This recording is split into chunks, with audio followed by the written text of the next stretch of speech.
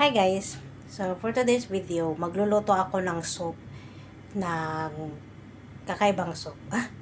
Kakaibang soup. So kanina pumunta ako ng market, bumili ako ng pork bones, tapos chicken bones. Chicken bones is yung mga ano lang, basta bones. Tapos hahaluan ko ng pumpkin.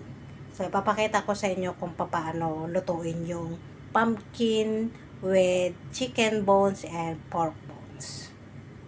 Ito yung pumpkin natin, i-blender natin mamaya. Tapos, meron tayong mga Chinese chuchere na yan, mga Chinese ingredients ng soup. Tapos, pinakuluan ko na yung pork bone at saka chicken bones. Ito yung chicken bones, mga isang buong chicken to, pero na lang, buto-buto na lang yung laman. Konti na lang yung laman niya. Tapos, pork bones. Ayan, pinaghalo. Napakuluan na siya. Tapos, ito naman, nagpakulo na ako ng tubig. Ayan. So, ilalagay na natin dyan. Hugasan muna natin to para mawala yung taba-taba niya. Kumukulo na yung tubig, lagay natin yung chicken, yung mga meat.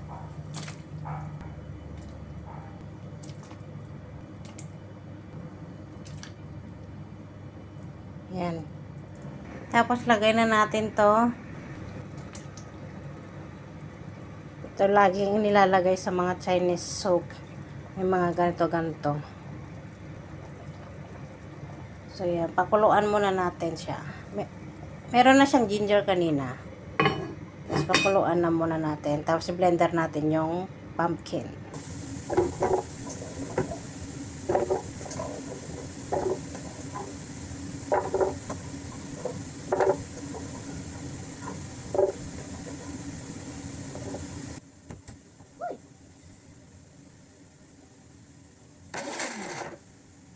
Ang lakas naman.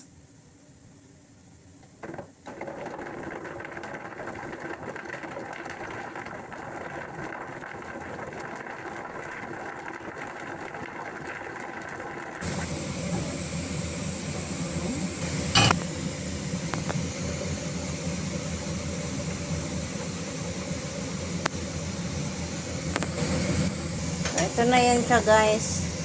So magiging siya, pumpkin soup mamaya.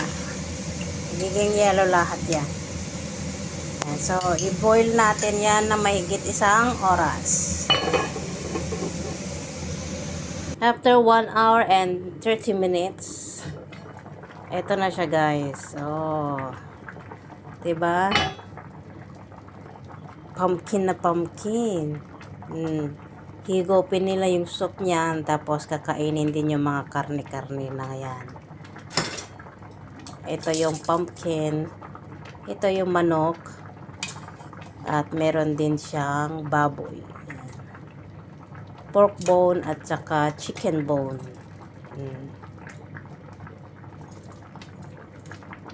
Tapos itong sabaw niya, pag hindi naubos, ay gagawing sabaw sa mealy rice o congee na mga bata. Ayan. So, pwede nyo rin lagyan ng sugar rock sa dulo bago sila kumain para may lasa. At lagyan din ng konting asin. Wow, yummy!